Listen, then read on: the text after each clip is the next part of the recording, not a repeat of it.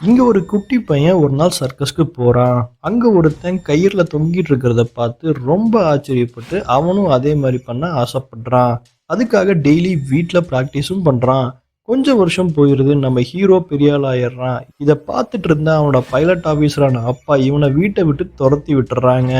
அப்படி போகும்போது நம்ம ஹீரோ ஹீரோயினும் மீட் பண்றான். லவ்வும் பண்றான். இவன ப்ரூஃப் பண்ண நினைச்ச ஹீரோ உலகத்திலேயே உயரமான கட்டிடம்ல கயிறுல நடக்க முடிவும் பண்றான். அப்போ 90s, 70s காலகட்டம்னால அப்போதான் நியூயார்க்ல ட்வின் டவர்ஸ் கட்டி முடிச்சிருந்தாங்க.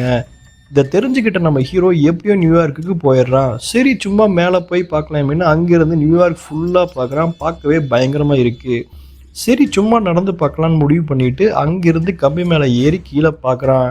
அவனுக்கு சடனா பயம் வந்துருது. அப்போ ஃப்ரெண்ட்ஸ் கூடலாம் பிளான் போட்டு ட்வின் டவர்ஸ் மேல கயிற கட்டி ஃபர்ஸ்ட் ஒரு காலை எடுத்து வச்சு நிக்கிறான். பார்க்கவே ரொம்ப பயங்கரமா இருக்கு. அப்படியே இன்னொரு கால எடுத்து வச்சு மெதுவா நடக்கவும் ஸ்டார்ட் பண்றான். இத பார்த்த உடனே போலீஸ் இவன புடிக்க வந்துடுறாங்க. ஆனா இந்த சான்ஸ விட்டா நம்ம எப்பவுமே சாதிக்க முடியாதுன்னு முடிவு பண்ண நம்ம ஹீரோ, போலீஸ் வந்ததுமே பயங்கரமா கயிறு மேல சாகசம் பண்றான்.